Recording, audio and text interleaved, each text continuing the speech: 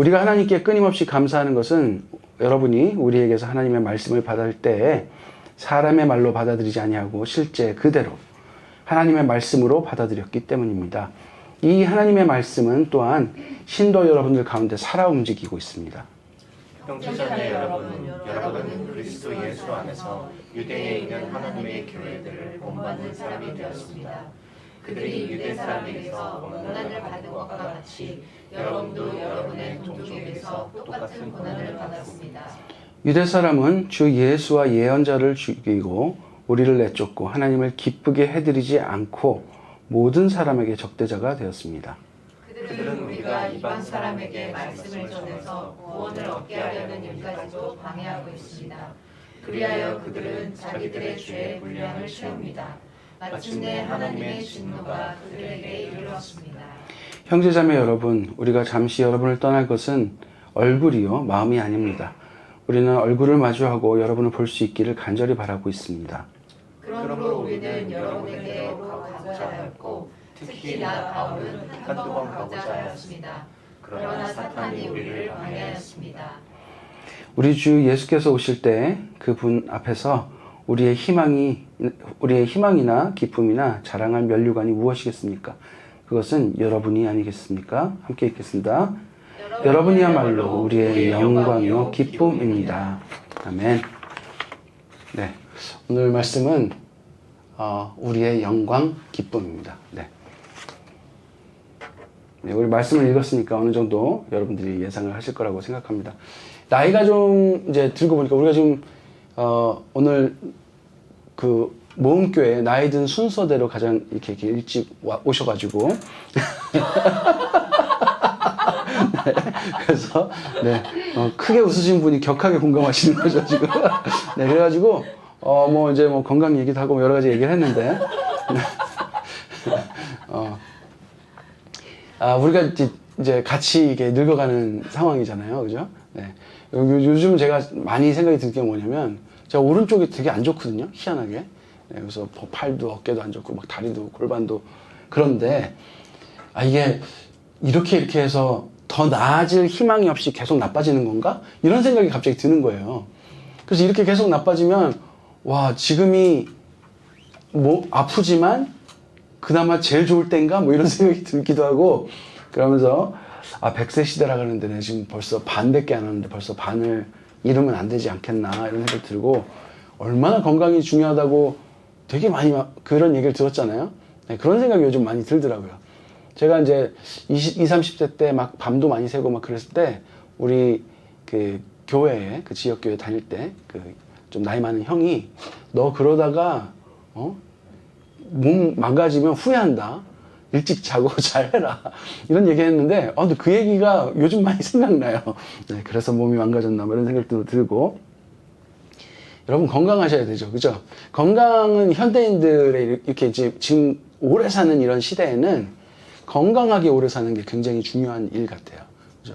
네, 아프게 오래 사는 거는 정말 좀 쉽지 않은 일 같아요. 그래서 건강이 참 굉장히 중요한 매터입니다. 그래서 운동도 많이 하고 사람들이 그런 것 같아요. 또 어떤 사람들은 가족들 건사하고 즐겁게 노후까지 보낼 수 있는 그래서 안정적인 삶을 추구하다 보니까 지금 조금 더 고생해서라도 많은 자금을 모아서 우리 가족과 나의 노후와 그 다음에 좀 윤택한 삶을 살고 싶다. 그것을 굉장히 중요한 가치로 생각하는 분들도 있습니다. 그래서 지금은 힘들어도 자금을 모으는 게 큰 의미다 라고 말하는 분들도 있어요. 어떤 분들은 매 순간 시간은 다시는 오지 않기 때문에 절대 이 순간을 놓치면 안 된다라는 생각을 가지고 사시는 분들도 있어요. 그런 분들 참 멋있어요. 그죠? 네. 마음 먹으면 그냥 딱 해요. 뭐 돈이고 뭐 이거 생각 안 하고 그냥 해요. 후회 없이 사는 게 그분들이 맨날 말하죠.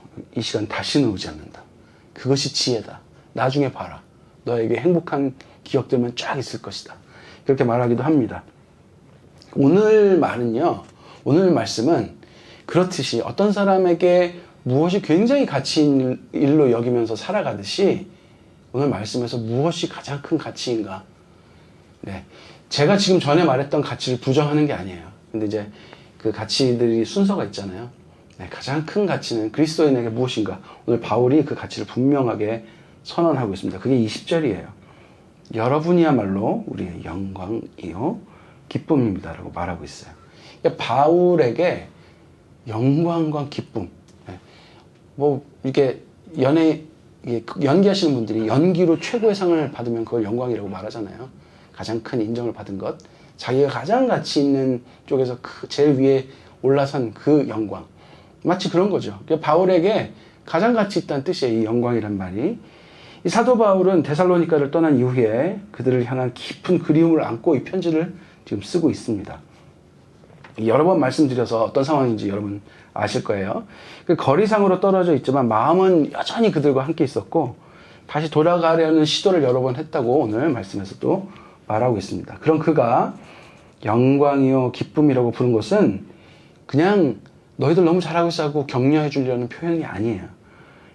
그 선언 뒤에는 분명한 이유가 있는데 왜 데살로니가 교인들이 바울의 영광과 기쁨이 되었을까요? 이 말은 바울의 가치가 어디 있는가를 보여주는데 오늘 말씀이 그 이유를 우리에게 말해주기 때문에 그런 주제를 가지고 말씀을 나누도록 하겠습니다. 우리 모음교회 성도 여러분들에게 그리고 저에게도 동일하게 적용되는, 예수를 믿는 사람들에게는 동일하게 적용되는 내용이니까 우리 함께 잘 보도록 하겠습니다. 저를 따라서 기도해 주십시오.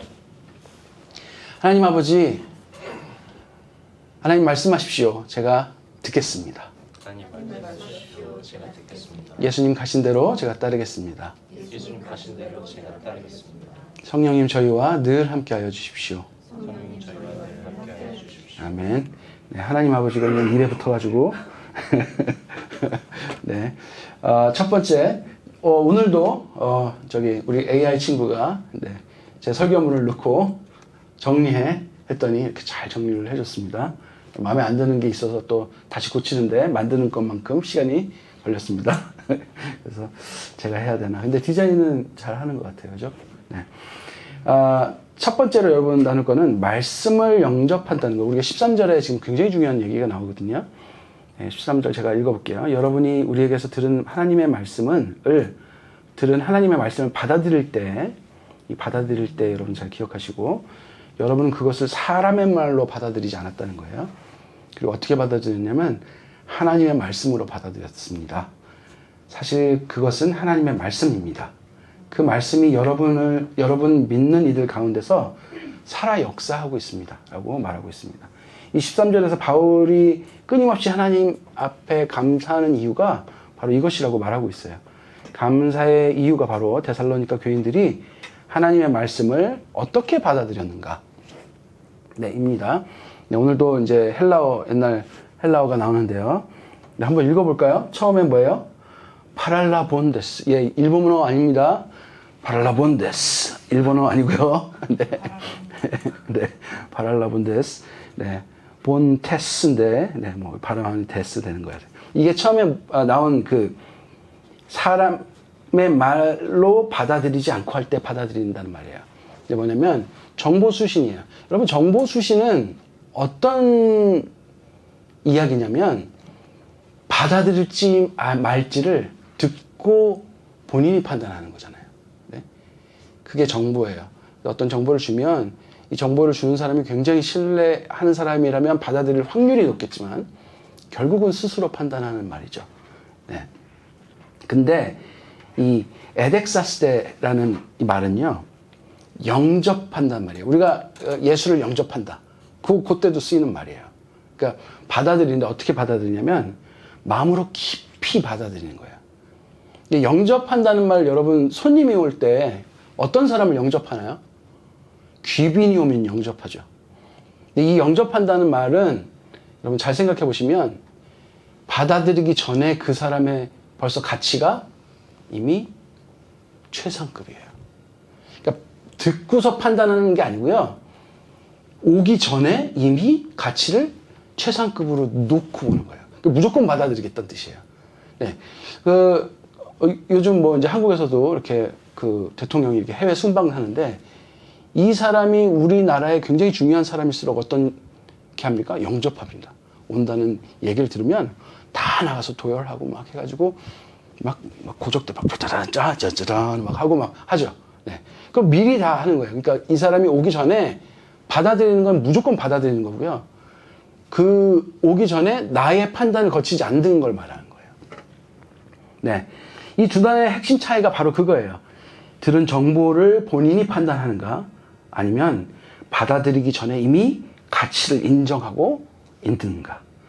복음은 듣고 판단하는 것이 아니라 듣기 전에 이미 진리의 가치를 지니고 있는 하나님의 말씀이라는 거예요. 여러분, 우리 교회도 하나님의 말씀에 대해서 이러한 마음을 가졌으면 좋겠어요. 네. 하나님의 말씀은요, 내가 받아들이고 안 받아들이고 할 문제가 아니에요. 진리의 말씀이에요.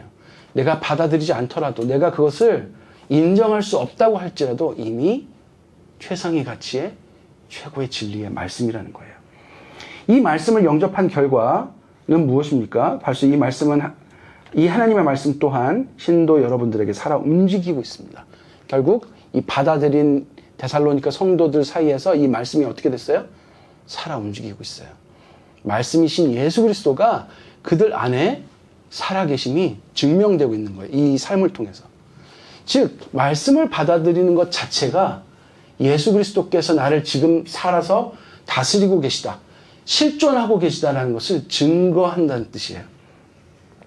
말씀이 그들의 삶의 주인이 되었다는 뜻이고, 단순한 지식이나 정보가 아니라, 그래서 들어보고 스스로 판단할지 말지 정하는 정보로 취급한 것이 아니라 영접하여 실제로 그들의 삶을 변화시키고 움직이는 힘이 되었다는 거예요.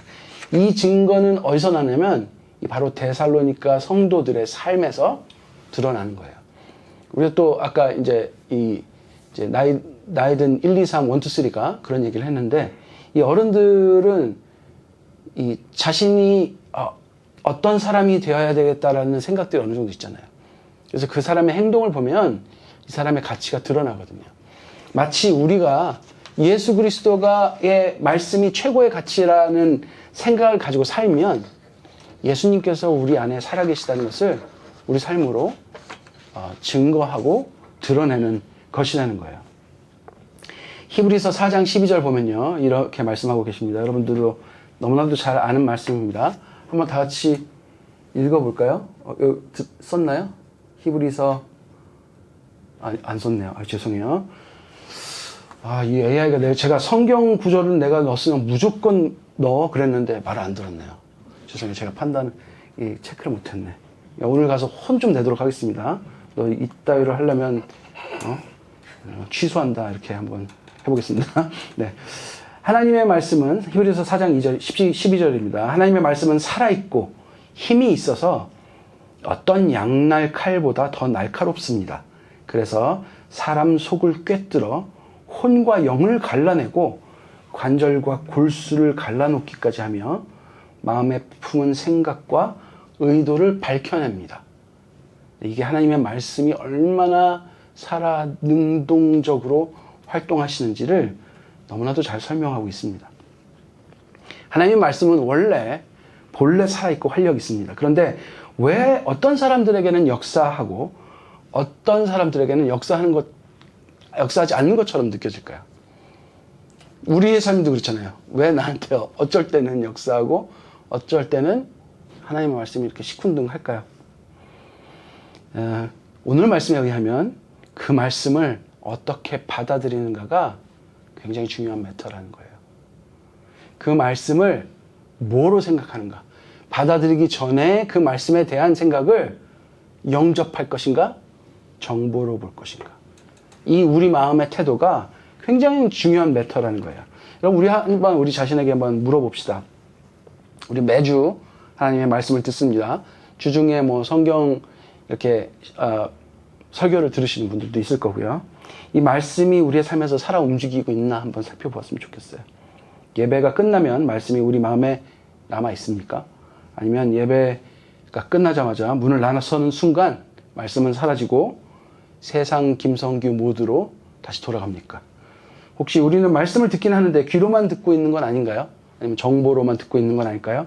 내용을 파악하고 설교자의 논리를 이해하고 유익한 정보라는 생각이 들면 스스로 걸러서 어느 정도 이건 받아들이고 이거는 아닌 것 같아 라고 설교자의 말들을 논리력을 판단하고 아니면은 스스로 정보를 걸러내고 있습니까? 마음 깊이 들어와 나의 삶을 변화시키는 경험은 하지 못한 곳고 있는 건 아닌지 한번 살펴보았으면 좋겠어요. 이 데살로니가 교인들의 놀라운 점은 그들이 바울이 이 설교, 이 전하는 복음을 바울의 말이 아니라 하나님의 말로 들었다는 거예요. 그 인식, 그 태도가 말씀이 살아서 그들의 삶에 역사하는 놀라운 그 은혜를 받게 했다는 거예요. 이 말씀이 귀하다 여겨질 때 우리는 그것을 깊이 받아들이게 됩니다. 여러분, 우리가 예수 그리스도의 말씀이니까 정말 귀한 것이라는 것을 우리 스스로 계속 리마인드 했으면 좋겠어요. 그래서 깊이 받아들인 말씀은 우리의 삶을 변화시킨다. 하나님께서 그렇게 하실 것이다 라는 선포로 우리가 말씀을 보는 우리가 되었으면 좋겠습니다. 제가 지난주에 여러분들 유튜브 많이 보시죠? 저도 이제 많이 보는데 그 권호중 씨 아시죠? 탤런트 권호중 씨. 그게 탁 떴더라고요. 그분이 이제 이렇게 간증하시는 거, 강의하시는 건들 들었는데 그 제목이 크리스천은 절대 타협하지 않습니다 라는 제목이에요. 한번 보시면 좋겠는데 그 분의 말씀이 뭐 무조건 맞다 뭐 틀리다 이런 걸 얘기하자고 하는 게 아니고요. 오늘 말씀과 굉장히 연결되는 부분이 있어서 제가 좀 말씀을 드리려고 그래요. 이분이 뭐라고 그랬냐면 교회에서의 자신과 세상에서의 자신이 다른 것을 이상하게 여기는 크리스천들이 별로 없다는 거예요. 그러면서 뭐라고 했냐면 교회에서 술 드세요? 안 드시잖아요. 그죠? 교회에서 담배 펴요? 안 피잖아요. 근데 진짜 그렇잖아요. 그죠? 교회에서 안 하는 게 예의로 안 하는 건가요? 아니면 교회에서 나와 세상에서 나가 다른 건가요? 이게 이제 담배, 술의 문제를 말씀드리고자 하는 게 아니고요. 이 말씀대로 사느냐 안 사느냐가 우리가 교회 모두 좀 다르잖아요.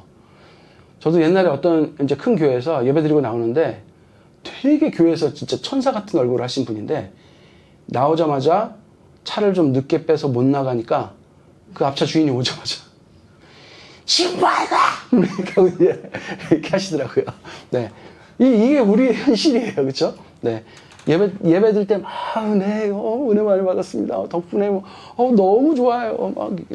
표정만 봐도 은혜가 넘칩니다 하고 나와가지고, 막, 이렇게 가잖아요. 이게 우리의 모습이 아닐까 싶습니다. 근데 이분의 이제 말이, 이 이중적인 삶이 뭘 말하냐면, 교회에서만 하나님이 앞에 서는 거예요. 그러니까 교회에서만 하나님이 계시다라고 자기 행동이 말하고 있다는 거예요. 세상에서 나는 하나님이 나를 지금 보고 계시지 않고 하나님이 계시지 않다라고 내 행동으로 말하고 있다는 거예요. 그러면 이거를 더 깊이 말하자면 이분의 말에 의하면 하나님은 교회만 계신 분이 아니잖아요. 그러면 이 이중적 삶은 결국 하나님이 계시지 않다라고 삶으로 주장하는 것과 같다는 아주 강력한 말씀을 하셨어요. 마치 우리에게 아주 큰 도전을 주는 것 같아요. 말씀이 귀로만 듣고 교회 안에서만 납득되는 어떤 정보라면, 그래서 교회에서만 진리고 교회 밖에서는 진리가 아니라면, 그래서 교회 안에서는 그렇게 따르지만 교회 밖에서는 그렇게 따르지 않는다면, 교회 안에서는 좀 참지만 교회 밖에서는 그 정도는 참을 수 없는 일이라면, 내 자신이 그렇게 살고 있다면, 그래서 세상 사는 데는 하나님의 말씀대로는 살기는 조금 그래요. 교회 안에서는 열심히 할게요 라고 하고 있다면, 어떻게 보면 이분의 논리에 의하면 우리의 삶은 하나님이 계시지 않다고 주장하는 게 아닐까라는 아주 강력한 도전을 받게 됩니다.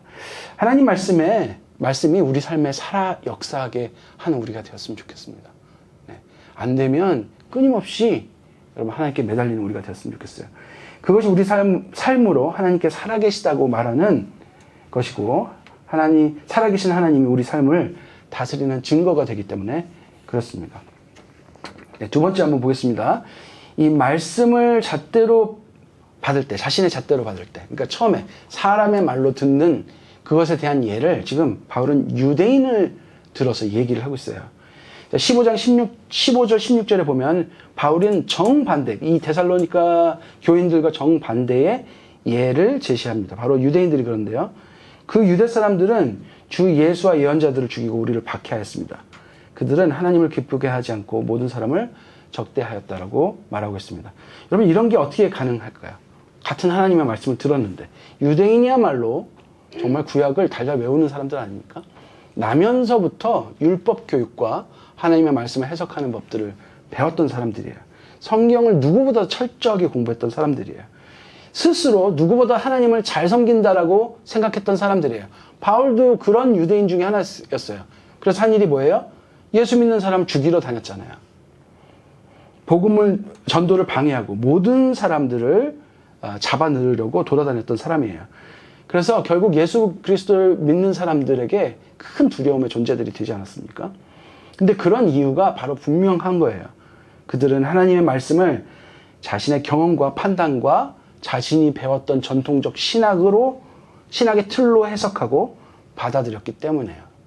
살아계신 하나님께 하나님이 뜻하시는 것이 무엇인지 직접 묻기보다는 어른들로 배웠던 그 신학 안에서 하나님을 해석하고 자신의 삶을 돌아보았기 때문에 어떻게 보면 그 틀 안에서는 완벽한 신앙생활을 한 것일 수 있겠지만 하나님께서는 넌 도대체 누구냐라고 말할 수 있는 부분이겠죠. 여러분, 현대 기독교인들도 이런 분들이 많아요. 나도 그렇지 않다라고 할 수 없어요. 왜냐면 저도 굉장히 올해 친가 외가가 다 몇 대째 예수 믿는 집안이거든요. 예수 안 믿는 사람을 만나기 힘든 환경에서 살았어요. 네.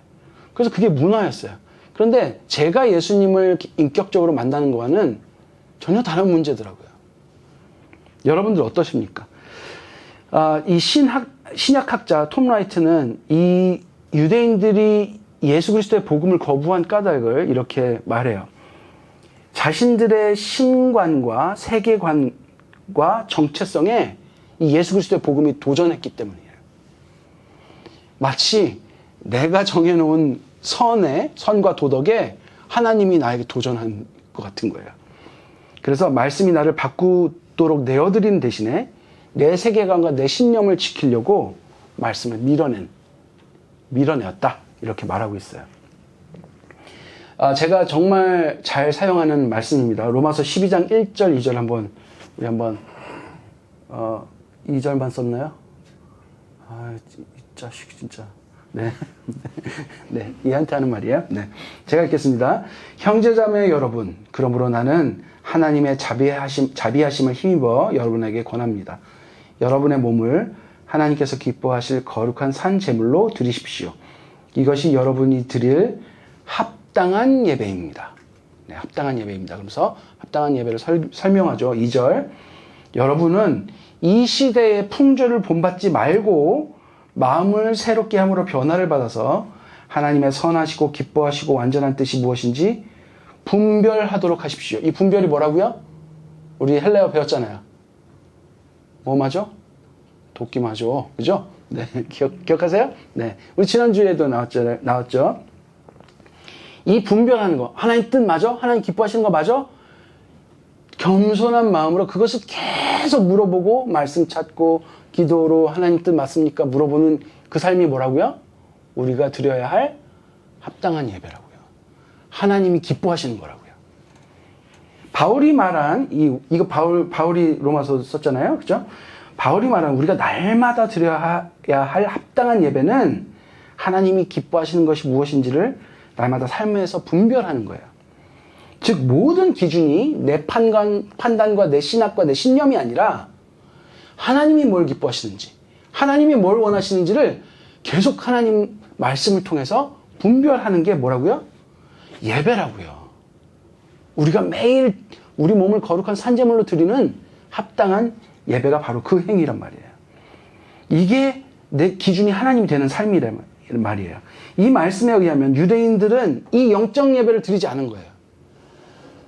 하나님께서 뭘 원하시는지 하나님 뜻을 판별한 게 아니라 자신의 전통과 자신의 오랫동안 쌓여져 온 그 신념을 통해서 하나님이신 예수 그리스도의 복음을 판단했어요. 그리고 내 세계가 파괴되니까 밀어내버린 거예요. 그 결과는 분리와 정죄, 적대입니다. 심지어 하나님의 구원 사역까지 방해하잖아요. 바울 잡아 죽이고 예수 그리스도를 죽이잖아요. 이게 얼마나 큰 일입니까? 바울은 15절에서 이러한 유대인의 삶에 대해서 정확히 말합니다. 하나님을 기쁘게 하지 않았다라고 말해요. 이게 바로 로마서에 있는 말하고 완벽하게 붙죠. 하나님을 기쁘게 하지 않았다. 하나님을 기쁘게 하는 삶하고는 관계없는 삶을 산 거예요. 너무나도 당연합니다. 그들의 예배는 하나님이 무엇을 기뻐하시는지, 하나님의 뜻이 무엇인지 분별하는 것이 아니고 자신의 판단에 의해서 이게 예배지 라고 말하고 있는 거예요. 하나님의 말씀을 하나님의 말씀이 아닌 사람의 말로 받아들인 결과입니다. 다시 한번 이제 우리 자신 한번 하게 또 물어보도록 하겠습니다. 우리는 어떻습니까? 예배에서 말씀을 들을 때 혹시 이미 결론을 내리고 말씀을 검사하고 있지는 않습니까? 저 말씀은 내 상황에 맞다. 저 말씀은 내 상황에 맞지 않는다. 이렇게 내가 심판관이 되어서 말씀 앞에 앉아 있다면 우리도 유대인들과 같은 길을 걷게 되는 것일지 모르겠습니다. 하나님께서 우리에게 하라고 하신 말씀은, 명령은 기억하지 못한 채 내가 할 수 있는 것은 하고, 이것은 내가 할 수 없는 것이라고 스스로만 하고, 내가 원할 때 기도하고, 내가 시간이 될 때 성경 읽고, 하나님이 언제 원하시는지, 하나님이 무엇을 원하시는지는 관심 없는 삶을 살고 있지 않습니까? 마치 내가 할 수 있을 때 어느 정도 한 것을 하나님께 봐요, 내가 좀 했죠? 라고 말하고 있는 것처럼 말입니다. 오늘날 우리 삶에서 오늘 말씀에 나오는 유대인들이 바로 세상의 풍조와 같은 환경이에요. 이 초기 기독교인들은요, 유대인 사회에서 살았기 때문에 이 유대인들의 이 세상이고 풍조예요. 근데 거기서 하나님의 말씀을 따르기로 결정하고 완전히 다른 삶을 산 거예요.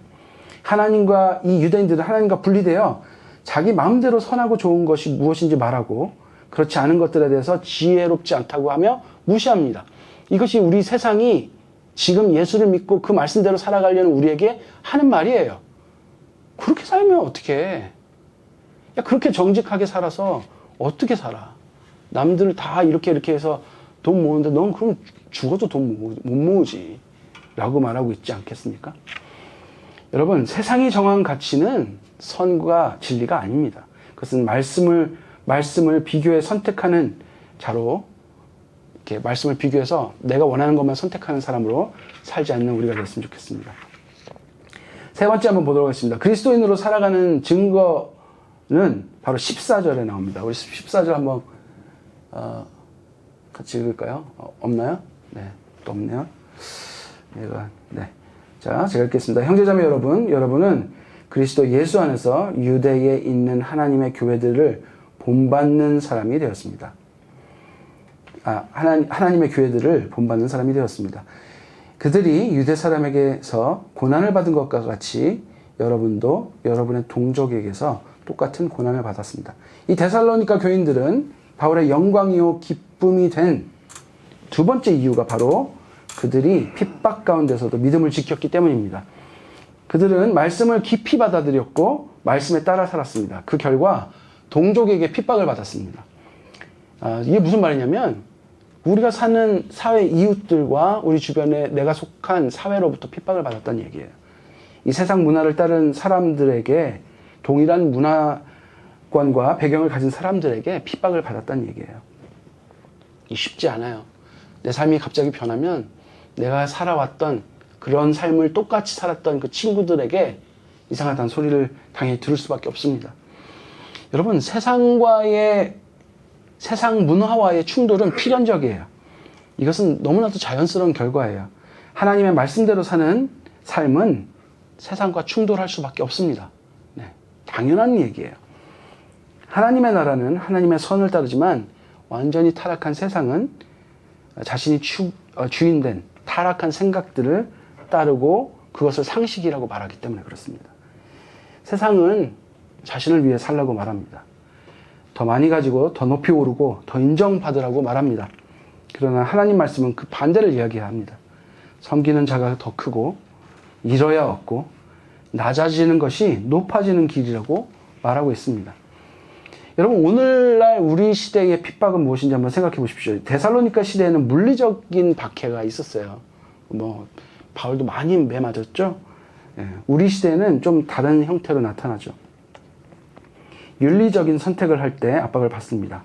직장에서 정직하게 살면 손해를 봅니다. 목적을 이루기 위해서는 어느 정도 편법도 저지르라고 배웁니다. 많이 갖는 것이 미덕인 세상에서 이 정도면 충분하다고 하면 자신의 삶에 만족하는 사람들은 바보 취급을 받기 일쑤입니다. 뭐 성적 윤리, 그다음에 가족의 정의, 생명의 가치에 대한 성경적 입장을 가지면 시대에 뒤처지고 굉장히 고리타분한 사람이라는 말을 듣기 쉽죠. 특히 우리가 사는 이 호주 어떻습니까? 네, 우리가 시티에 금요일 나갔는데 굉장한 장면들을 많이 보았습니다. 이 힐스 쪽에는 좀 안 보이는 장면들이 시티에는 많이 있더라고요. 뭐 세상의 풍조를 따르지 않는 것, 그러니까 예를 들면 뭐 동성 결혼을 인정하지 않고 안락사를 인정하지 않고 낙태 등의 이슈에서 성경적 입장을 견지하는 것은 호주 주류 문화하고 충돌해요. 미국에서도 뭐 그런 뉴스 종종 나오지 않습니까? 어떤 공무원이 그것에 반대해서 감옥을 가는 그런 일도 봅니다. 이런 것이 현대판 동족에게 받는 고난입니다. 근데 그렇게 드러나는 것은 오히려 쉬울 수도 있어요. 왜냐면 뭐 또 잘한다고 지지해주는 사람도 있지 않습니까? 또 우리의 어떤 그 가장 특기가 뭐예요? 안 그런 척하며 살아가는데 굉장하잖아요, 우리. 그래서 어느 정도 또 이 사회에서 동화되는 척하고 살아나갈 수는 있죠. 근데 정말 문제는 뭐냐면 정말 날 핍박하는 건 내 자신이에요. 내면의 싸움이 진짜 핍박입니다. 이 거짓말 하지 않고 정직하게 사는 것. 혼자 이익을 얻을 수 있지만 같이 잘 사는 것을 추구하는 것. 나보다 남을 더 생각하고 걱정하는 것. 이것이 내 이기심, 내 욕구와 싸우게 만들고 이 싸움이 정말 힘들어요. 왜냐면 하나님의 말씀은 나를 그렇게 살라고 계속 요구하는데 여러분 점검이 필요합니다. 우리가 그리스도인이기 때문에 불편함이나 손해를 받는 경우가 있습니까, 여러분? 만약 전혀 없다면 한번 생각해 볼 필요가 있다는 거예요. 내가 정말 그리스도인으로 살고 있는가? 하나님의 말씀에 따라 살면 세상과 어느 지점에서는 반드시 충돌하게 되어 있는데 완전히 타락한 내 자신과 전쟁을 할 수밖에 없는데 나는 그 전쟁 속에서 이 영적 전쟁 속에서 하나님께 이 연약한 나의 힘을 구하면서 살아가고 있는가? 물론 핍박을 받는다고 무조건 신앙인은 아닙니다. 그런데 하나님 말씀대로 살려고 하는 사람은 세상, 특히 나 자신으로부터 엄청난 핍박을 받아요. 이 데살로니가 교인들은 그 충돌을 회피하지 않고 브레이크스루 했다는 거예요. 그 말씀에 따라 살았고 그 결과를 감내했습니다. 이때는 여러분 굉장히 물리적인 핍박이에요. 그것이 하나님의 기쁨된 것이고 하나님의 기쁨을 알고 그것이 가장 큰 가치인 바울의 기쁨도 된 것입니다. 여러분 그 초대교회 속사도는 이제 사도의 다음 사도를 말하거든요. 그러니까 이제 우리가 말하는 베드로 이 12사도의 제자들이 있어요. 폴리캅이라는 경찰 아닙니다. 네. 뭐야, 안 웃으세요? 너무 좀 길어졌습니까, 제가? 네. 재밌는데, 저 혼자 재밌습니다. 이 폴리캅은 화형 앞에서 예수를 부인하라는 요구를 받았어요. 근데 이제 이 사람이 뭐라 그랬을까요? 당연히 순교했겠죠? 네. 뭐라고 그랬냐면, 86년 동안 나는 그분을 섬겼고, 그분은 내게 한 번도 잘못한 적이 없는데, 내가 어찌 나를 구원하신 나의 왕을 모독하겠습니까? 저는 이거를 들으면서 눈물이 나요. 핍박은 그의 믿음을 꺾은 것이 아니라 그의 믿음을 드러나게 하는, 내가 진짜 그리스도인인가를 드러낼 수 있는 절호의 기회라고 생각합니다. 이제 말씀을 맺도록 하겠습니다. 바울은 17절에서 이렇게 말합니다. 우리가 잠시 동안 여러분의 얼굴을 마주하지 못하였지만 마음은 함께 있었습니다 라고 말해요. 그러면서 19절 20절 이야기를 합니다. 이 바울 눈에 데살로니가 교인들은 그저 성도가 아니에요. 그들은 주님 오실 때 바울이 들고 나갈 가장 귀한 자랑의 면류관들이에요. 핍박 속에서도 말씀대로 살아가는 그 성도들이 바울의 영광이고 기쁨이었습니다. 이 사도 요한도 똑같이 그 요한삼서 1장 4절에 보면요. 내 자녀들이 진리 안에서 행한다 함을 듣는 것보다 기쁜 일이 없도다 라고 말합니다. 저도 마찬가지예요. 저도 그렇습니다. 이 말씀대로 살아가는 한 사람 한 사람이 그리스도인 동역자들에게는 그 무엇과도 바꿀 수 없는 기쁨이에요. 왜냐면 혼자 예수 믿는 사람으로 살아가기 쉽지 않거든요. 근데 이게 교회 안에서 서로 의지하고 서로 이것이 맞아. 그래, 힘들지? 그렇지만 이게 진짜야. 이것이 교회의 진정한 영광인 줄로 믿습니다. 여러분, 그리스도인에게는 예수 그리스도의 말씀을 진리로 받아들이고 사는 사람들이 서로가 영광이 됩니다. 그런 우리의 삶이 살아계신 하나님이 실제로 우리를 통해 일하셨음을 보여주는 표지이기 때문에 그렇습니다. 이것은 하나님께도 영광입니다. 하나님께서는 우리에게 어떻게 역사하시는지 증거하고 권면하며 때로는 경고하고 하는 우리 서로가 하나님 나라를 살게 하는 기쁨이 되기 때문에 그렇습니다.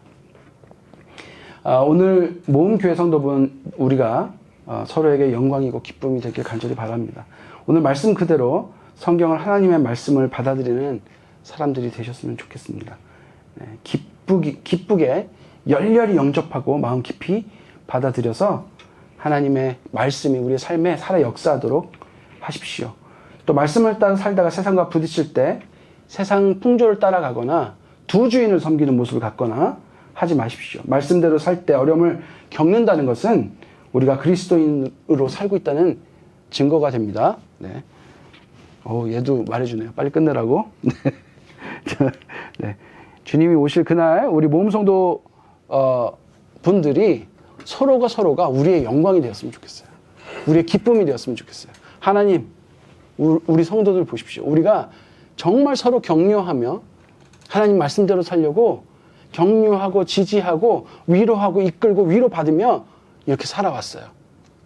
그럼 하나님께서 얼마나 기뻐하실지 그게 우리의 면류관이 될 줄로 믿습니다.